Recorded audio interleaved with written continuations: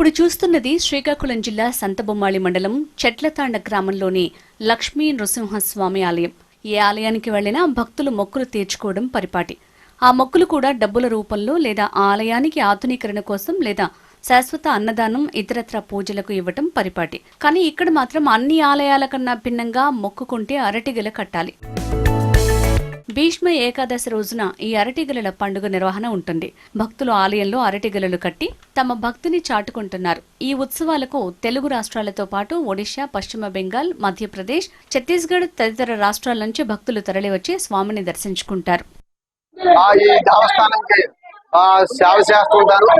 మా గ్రామంలో లక్ష్మీ నరసింహ స్వామి ఈ భీష్మ ఏకాదశి రోజున కుటుంబం ఐమూల అందరూ కూడా చుట్టుపక్కల జనాలందరూ కూడా ఈ శ్రీకాకుళం నుంచి, వైజాగ్ నుంచి, ఒరిస్సా నుంచి కూడా అందరు కూడా ఈ గ్రామం వచ్చి అట్టగెల్లో ఒక 5,000 గెల్లో 6,000 గెల్లో వస్తాయి, కడతారు. కొంతమంది గెల్లో ఇంత దూరం వచ్చి ఆ నైవేద్యంగా కొంతమంది విడిచిపెడతారు. కొంతమంది చుట్టుపక్కల దగ్గర గ్రామంలో అందరూ వచ్చి తీసుకువెళ్తారు.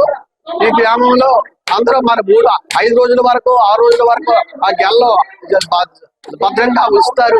రాకపోయిన గెల్ల ఎవరో వస్తే వాళ్ళకి విప్పేసి వాళ్ళకి ఈ గెల్లలో సంవత్సరం మేము ఈ గుడికి వస్తాము. ఇది శ్రీకాకుళం జిల్లా చెట్లతాండ గ్రామంలో శ్రీ లక్ష్మీ నరసింహస్వామి వారి గుడి దేవస్థానం.